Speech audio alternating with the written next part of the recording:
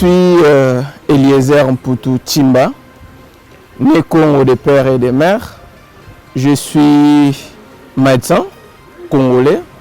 Je suis également président fédéral provincial du parti politique Essor de la République, parti cher à son excellence Didier Mundela Mboyi, qui est le coordonnateur adjoint de la réserve stratégique générale de la République. Merci de la question posée. D'abord, je tiens à vous dire grand merci pour cette invitation, cette marque de confiance que vous avez placée en ma personne.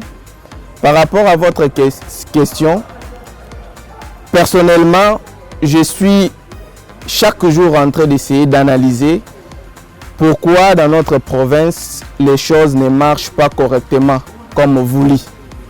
Je crois que la première des choses, c'est d'abord l'homme. Parce que c'est l'homme qui est au centre de tout développement. C'est l'homme qui est au centre de toutes choses.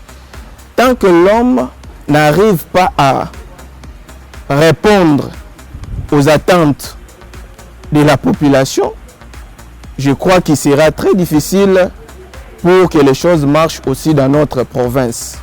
Mais pour moi, je dirais si les choses ne marchent pas au niveau de la province, en Kikongo, on dit toujours Vomwa na bweki tchuki tumbuku fumogata. Donc nous allons toujours nous adresser à celui ou aux institutions dirigeantes de la province. Là, je vois l'exécutif provincial et l'Assemblée provinciale. Mais moi, je commencerai d'abord par rapport à l'Assemblée provinciale. Vous savez, dans notre pays, depuis l'instauration de la démocratie, la décentralisation, l'Assemblée provinciale devrait jouer un rôle très capital pour le bon fonctionnement de la province et l'épanouissement ainsi que le développement de notre province. Mais vous allez vous rendre compte par rapport à notre province, d'ailleurs, si vous allez au niveau de l'Assemblée provinciale, ceux qui ont été mandatés, ceux qui ont été élus par la population ne sont plus là. Ceux qui sont là, ce sont des suppléants qui n'avaient même pas encore cette vocation-là ou qui n'avaient même pas de vision pour peut-être accompagner ou défendre la population. Maintenant, il se retrouve que ce sont eux qui sont majoritaires au niveau de l'Assemblée provinciale. Dites-moi, qu'est-ce que nous pouvons nous attendre des suppléants? Or, si peut-être nous avions encore ceux qui ont été mandatés, ceux qui ont été élus par la population, je crois qu'aujourd'hui, nous ne pouvons pas nous retrouver comme ça en train de pleurnicher chaque fois par rapport au fonctionnement de la province. Donc pour moi, je dirais, c'est d'abord nos députés provinciaux. Pourquoi la majorité de nos députés provinciaux qui ont été élus par la population ne sont pas au niveau de l'Assemblée provinciale? Ils sont au ministère, ils sont nommés par-ci et là. Ce qui ne favorise pas le contrôle, ce qui ne favorise pas un bon fonctionnement de l'Assemblée provinciale. Pourquoi? Parce que prenons le cas de l'exécutif provincial. Aujourd'hui, tout le monde peut condamner les gouverneurs. Oh, le gouverneur Guy Bandou ne fait pas ça, tout ça. Le gouverneur Guy Bandou ne travaille pas seul. Il a les collaborateurs, il a des membres du cabinet, il a des ministres. Ce sont ces ministres-là aussi qui devaient quand même apporter plus au niveau de l'exécutif provincial pour que la population ou pour que la province puisse aller de l'avant. Maintenant, ces ministres-là qui devaient être contrôlés par les députés provinciaux, aujourd'hui, il se voit que ces ministres-là ont l'air suppléants au niveau de l'Assemblée provinciale. Maintenant, dites-moi, est-ce que, messieurs les journalistes, un suppléant peut contrôler son titulaire? C'est pratiquement impossible parce que s'il essayait d'appliquer la rigueur par rapport à son titulaire, ce titulaire-là, demain ou après-demain, peut bénéficier d'une motion de méfiance, d'où, une fois déchu, il va rentrer au niveau de l'Assemblée provinciale. Là, dans le contexte actuel, avec notre jeune démocratie, vous croyez qu'un suppléant qui est devenu honorable, député, avec tous les avantages possibles, peut accepter de perdre ces avantages-là au profit de l'intérêt général? C'est difficile. Parlons de l'exécutif provincial, parce que vous savez, aujourd'hui, tous, nous décrions le gouverneur, il est mal entouré, tout ça, c'est bel et bien. Mais moi, je dirais aujourd'hui, le vrai problème, je l'avais dit une fois dans une des émissions, je crois que le gouverneur et son équipe avaient déjà loupé dès le départ. Parce qu'au départ, pendant la campagne électorale, le gouverneur Guy Bandou nous a présenté un projet ambitieux qui a mis tout le monde d'accord. Mais arrivé au jour de l'investiture, il vient avec un programme de continuité, du programme du gouverneur Atou Matoubouane. Moi, je crois que c'est là le problème. Parce que comment vous allez prendre en charge les situations que vous-même, vous n'avez pas diagnostiquées? Nous sommes médecins, nous sommes scientifiques. C'est toujours difficile quand vous n'avez pas posé le diagnostic ou le diagnostic a été mal posé pour prendre quelqu'un en charge. C'est là le vrai problème. Dès lors que le gouverneur ou le gouvernement en place est en train d'exécuter un programme qu'eux-mêmes n'ont pas eu le temps de diagnostiquer, ils doivent avoir des problèmes dans l'exécution. Moi, je crois que si le gouverneur Guy Bandou avait continué avec son programme qu'il avait présenté lors de la campagne électorale, je crois qu'aujourd'hui, on aura déjà des signaux très positifs par rapport à l'avancement, par rapport au développement de la province du Congo central. Voilà, messieurs les journalistes. En fait, par rapport à cette fameuse chanson, chantée chaque minute, chaque seconde, moi je crois qu'au niveau de la population, on n'a pas besoin de chercher encore la cohésion provinciale. Est-ce que bien même déjà au bateau cataracte, la machette, bas fleuve? Non, ce sont des politiques qui ont des problèmes. Ce n'est pas la population. Ce sont des politiques. Donc aujourd'hui, parler de la cohésion provinciale, oui, c'est important. Mais ce n'est pas ça les attentes de la population. Population de la revenir avec cohésion provinciale parce que nous avons déjà une cohésion provinciale légendaire. Moi, je suis parmi les présidents fédéraux qui se déplacent chaque fois. Parfois, je suis dans différents territoires, je suis dans différents anciens districts. Je pars sans problème. Je suis en train de côtoyer la population sans problème.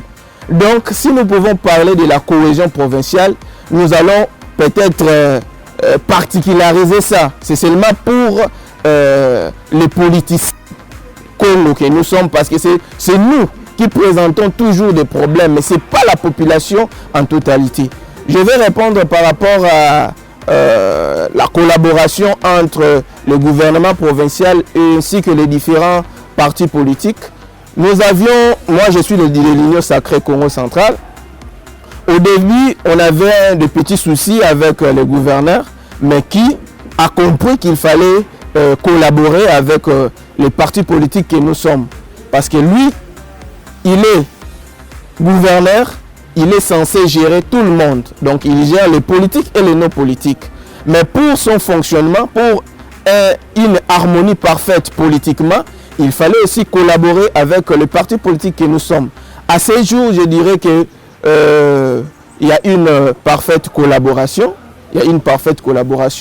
Nous sommes intéressés par rapport à différentes actions ou différentes activités politiques que nous avons dans la province. D'ailleurs, nous avions tenu à remercier le gouverneur Guy Bandou qui, au départ, avait résolu qu'il fallait aussi utiliser les différents fédéraux et interfédéraux pour sensibiliser la population par rapport aux élections, pour accroître le nombre d'électeurs au niveau de la province. Là, le gouverneur avait témoigné sa gratitude, avait témoigné son souci d'associer tous les politiques pour que nous puissions avoir un nombre élevé d'électeurs, ce qui va aussi augmenter notre poids politique sur l'échiquier national.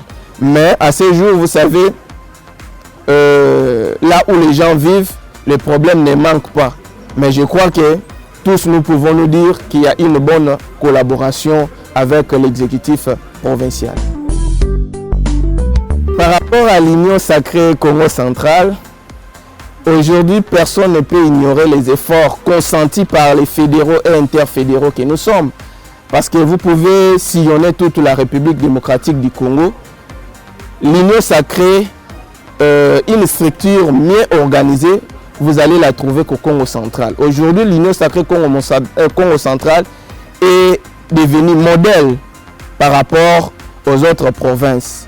L'Union sacrée se porte en merveille, bien que vous savez, là où vivent les gens, on peut avoir des petits problèmes, mais qui ne vont pas fragiliser le méga structure que nous sommes en train de piloter, que le coordonnateur provincial, Monsieur Georges Pichou Bikembo, est en train de coordonner à ce jour. Donc, je sais que beaucoup de gens peuvent lire sur les réseaux sociaux certains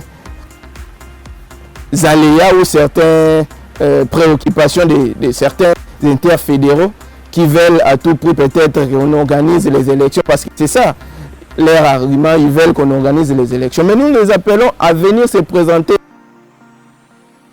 par rapport à notre charte que tous nous avons signée. Si nous avons des différences, si nous avons des préoccupations, si nous avons des problèmes, l'unique lieu où nous pouvons gérer la situation, l'unique lieu où nous devons l'option, c'est la plénière, où on retrouve le président fédéral, le président interfédéraux, ainsi que le président des différents mouvements associatifs. C'est là où, avec les délégués, c'est là où nous pouvons nous retrouver pour régler tout ce que nous pouvons avoir comme indifférence. Donc j'appelle qui sont en train de chichoter par-ci, par-là, si réellement vous voulez faire une lutte ou si vous voulez vraiment apporter quelque chose par rapport au bon fonctionnement de notre structure Union Sacrée, nous vous appelons à venir participer à nos plénières et puis exposer vos problèmes. Et puis nous, ensemble, nous allons quand même trouver une solution, parce que nous sommes censés d'être ensemble et d'évoluer ensemble pour le bien de notre province qui est le Congo central. Et surtout pour élire, donner un deuxième mandat au président de la République en cette année électorale qui est l'année 2023. Voilà. En fait, personnellement, par rapport au gouvernement Guy Bandou, j'ai beaucoup d'observations. Excellence, Monsieur le Gouverneur, nous sommes parmi ceux qui sont là pour vous soutenir. Mais nous sommes aussi très vigilants, car votre réussite à la tête de la province du Congo central va jouer aussi un grand rôle par rapport à l'élection de son Excellence, Monsieur le Président de la République, Félix Antoine Tshisekedi Tshilombo. Sur ce, depuis que vous êtes là, je vais parler avec mon cœur. Vous avez initié beaucoup d'actions, mais ces actions-là, est-ce que vous vous posez la question si ces actions-là répondent aux attentes de la population du Congo central? Parce que c'est là le vrai problème. Toutes les actions que vous devez mener doivent répondre aux attentes de la population. J'étais parmi les jeunes qui avaient levé la voix pour dire que le projet Matadi Bunkete avait mal commencé. Pourquoi? Parce que nous, le professeur Dr Kiyombo nous disait encore quand nous fûmes à l'université que dans un projet de développement, la chose la plus importante, il faut une adhésion de la communauté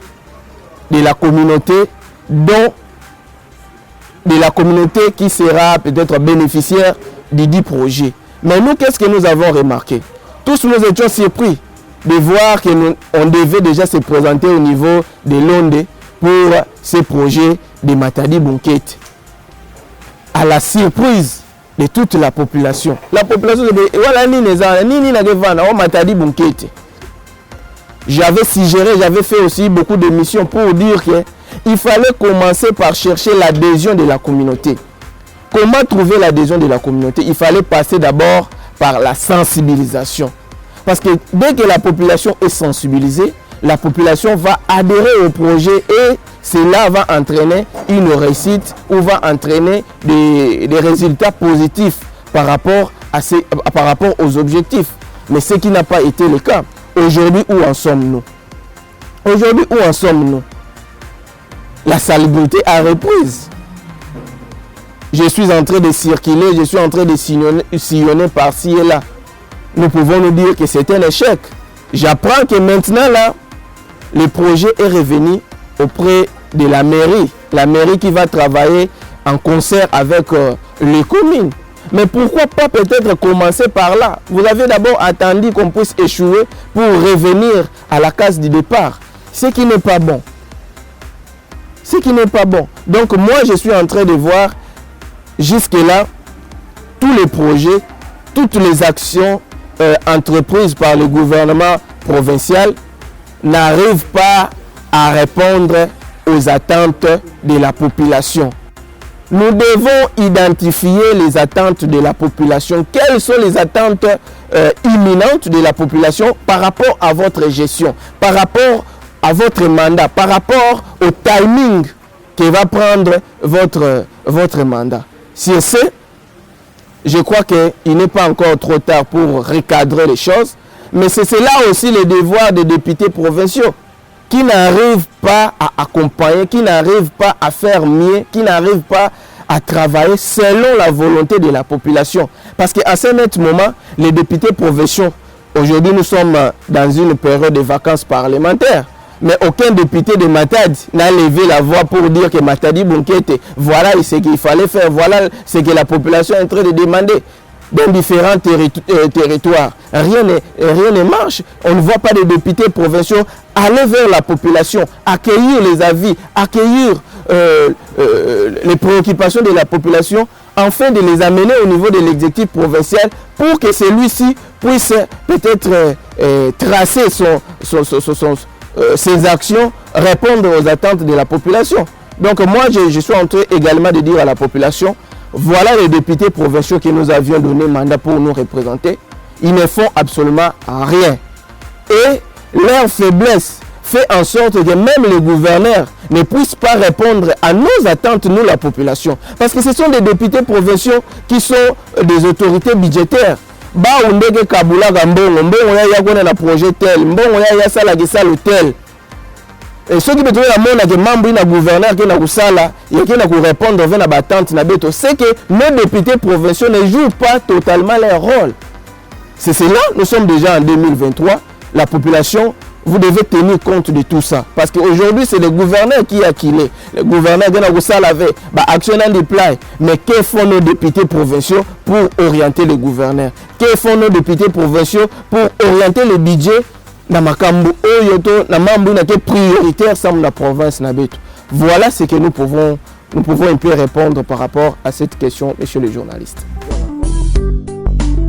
Par rapport au parti Essor de la République que j'ai l'honneur de diriger au niveau de la province du Congo central, je dirais d'abord un grand merci au président national, son Excellence Didier Mundela, et au secrétaire général de notre parti, Maître Yves Moïkassa, qui nous a quand même donné la confiance. Parce qu'aujourd'hui, vous savez, dans notre pays ou dans notre province, il est différent de trouver des jeunes dirigeants comme nous, de trouver des jeunes politiques comme nous. Mais moi, j'ai quand même eu la chance de bénéficier de cette confiance vis-à-vis des autorités de mon parti politique pour diriger le parti politique Essor de la République au niveau de la province du Congo central. Aujourd'hui, j'affirme avec certitude que le parti Essor de la République est l'un des partis politiques aujourd'hui qui s'est imposé dans les sphères politiques où chaque jour qui passe, tout le monde est en train de parler de ces partis Essor de la République. Pourquoi? Parce que nous avons mis les sérieux au premier rang. Nous travaillons chaque jour. Aujourd'hui, nous sommes implantés presque dans tous les territoires de la province du Congo central. Dernièrement, j'ai fait un tour de Kasangulu à Mwanda. J'ai sillonné pour suivre de près l'évolution de notre parti. Donc, je dirais, à ce jour, le parti Essor de la République se porte à merveille et c'est tout le monde qui en parle, c'est tout le monde qui voit comment nous sommes en train de fonctionner. Par rapport aux pistes de solutions, qu'est-ce que moi je peux proposer? D'abord, je reviens à l'exécutif provincial. D'abord, j'aimerais qu'on puisse d'abord commencer par identifier les vrais problèmes de la population. Qu'est-ce que la population, en ce net moment, est en train d'attendre vis-à-vis du gouvernement provincial? Identifier ces problèmes-là. Je sais qu'on peut avoir 1000 problèmes, mais je sais que parmi ces 1000 problèmes, il y aura toujours des problèmes prioritaires qu'il faut résoudre. C'est là les problèmes. Commencez d'abord par identifier les problèmes. Ça, c'est au niveau de l'exécutif provincial. Au niveau de l'Assemblée provinciale, chers députés, nous sommes pendant la période des vacances parlementaires. Il fallait être très proche de la population pour écouter la population, essayer de récolter les différentes préoccupations de la population pour amener au niveau de l'Assemblée provinciale, reformuler les choses et puis peut-être essayer d'en discuter avec le gouverneur ou le gouvernement provincial pour que la population puisse se retrouver. Parce que si vous êtes là, vous avez été mandaté par la population pour représenter la population et répondre aux attentes de la population. Mais franchement, si nous devons être clairs avec nous-mêmes, vous ne jouez pas correctement votre rôle. Vous ne jouez pas, les députés provinciaux, vous ne jouez pas correctement votre rôle. Et vous n'aidez pas aussi l'exécutif provincial à répondre aux attentes de la population. Des trois, Excellence, Monsieur le Gouverneur, aujourd'hui, je vois des jeunes leaders passer dans différentes télés, réclamer, dire de n'importe quoi. Je crois qu'ils ne sont pas des démons pour la province. S'il y aura aussi moyen, il faut échanger avec ces jeunes-là. Il faut parler avec ces jeunes-là. De vive voix, écouter ce qu'ils veulent. Tout ce qu'ils disent là ne sont pas peut-être à bannir. Il y a aussi des éléments importants qu'il faut prendre en compte pour le bon fonctionnement de notre province. C'est cela aussi le problème. À nous aussi, la population, à nous aussi les politiques, d'accompagner l'exécutif provincial. Il n'est pas un Dieu pour tout savoir. Il n'est pas un Dieu, il n'est pas parfait. Mais notre apport jouerait aussi un rôle important pour que demain, le Congo central puisse être ce Congo central que tous nous attendons. Nous les politiciens, ne soyons pas toujours là pour critiquer, mais soyons aussi là pour donner des pistes et des solutions. Soyons aussi là pour conseiller l'exécutif provincial, de lui donner les vrais problèmes de la population pour qu'ensemble, nous puissions tous assister à ces développements que nous attendons de notre province. Parce que moi, je dis toujours, aujourd'hui, si le gouverneur Guy Bandou, avec son gouvernement, échoue, ça ne sera pas toujours un problème de l'exécutif provincial, mais ça sera un problème des politiciens Congo. Parce que si lui échoue, c'est tous les politiciens du Congo central qui échouent. Hein. Ce n'est pas seulement son problème. Parce qu'aujourd'hui, si les choses ne marchent pas, ce n'est pas seulement la famille du gouverneur qui aura des difficultés, mais c'est toutes les familles résidant dans la province du Congo central qui vont subir ces conséquences.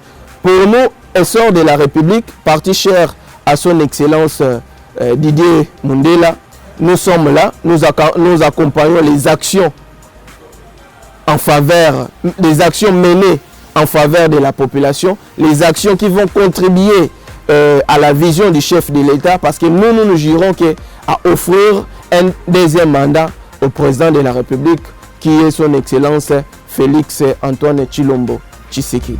Voilà.